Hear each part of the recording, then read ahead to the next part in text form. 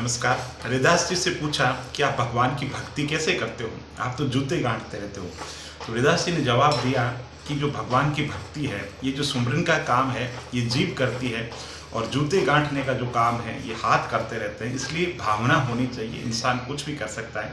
दोस्तों, आप आरएस की तैयारी कर रहे हैं, आपको लग रहा है समय कम है, मैं तो खेत में बैठा हुआ हूँ, या मैं कहीं काम कर रहा हूँ, या मैं ट्रेन में सफ़र करना होता है मुझे, मैं कैसे करूँ। तो दोस्तों, वही बात है, जिज्ञा सुमरन करती है।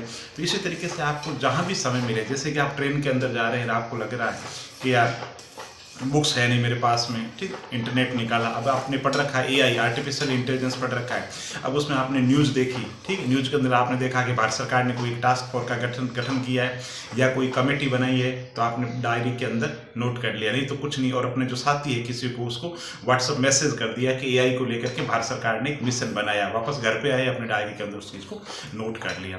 तो कहने का मतलब, किसी मित्र है, ट्रेन के अंदर जा रहे हैं, उसके सामने बंदा बैठा है, वो जानकार है किसका, साइंस और टेक्नोलॉजी का, उससे आपने चर्चा करने शुरू कर दी कि हाँ बताओ साहब क्रिप्टो करेंसी क्या है, तो बताएगा साहब क्रिप्टो करेंसी है। सामने कोई कैंडिडेट बैठा है ना, वो पॉलिटिकल साइंस का जानकार, तो उससे चर्चा करनी शुरू कर दी कि हाँ भाई बता भाई, भारत की राजनीति के अंदर आपको क्या लगता है, वोट देते समय मतदाता किन किन चीज़ों से प्रभावित होता है। तो वो बात करेगी, उससे लगे कोई यूजफुल चीज़ है तो आप उसको है ना नोट कर सकते हैं, दिमाग के अंदर बैठा सकते हैं। तो हर समय दिमाग के अंदर ये चीज़ें चलती रहनी चाहिए। कैसे, जैसे कि आप मान लो आरएस प्रीलिम्स के अंदर बैठ रहे हैं ना, आप जा रहे हैं कहीं, ठीक है, बुक्स आपके हाथ में नहीं है, तो कोई नहीं, यूट्यूब पे वीडियो सुन लीजिए।